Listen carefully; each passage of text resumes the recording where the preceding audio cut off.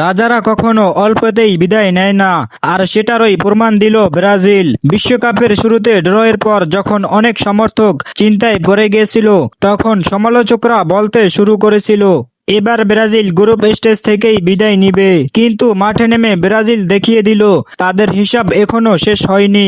Neymar ছাড়া ব্রাজিলকে বিনি একাই টেনে নিয়ে গেল।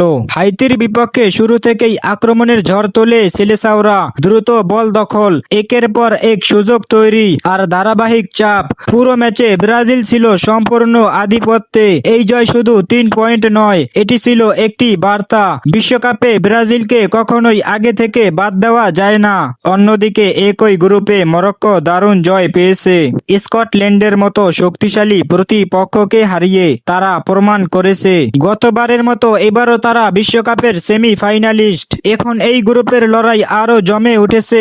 একদিকে ব্রাজিল তাদের ষষ্ঠ বিশ্বকাপের স্বপ্ন বাঁচিয়ে রেখেছে, অন্যদিকে মরক্কো দেখাচ্ছে তারা আবারও বড় কিছু করার জন্য প্রস্তুত। তাহলে কি সত্যি ব্রাজিলের ষষ্ঠ কাপ লোয়াডিং আর মরক্কো আবারও বিশ্বকাপের সবচেয়ে বড় চমক হয়ে উঠবে? আপনার মতে এই গ্রুপের চ্যাম্পিয়ন দলগুলো পরবর্তীতে কোয়ার্টার বা সেমি কোন জায়গায় গিয়ে চমক দেখাবে? কমেন্টে জানিয়ে দিন। এবং এই বিশ্বকাপের আপডেট ও অজানা তথ্য পেতে চ্যানেলটিকে সাবস্ক্রাইব করে দিন।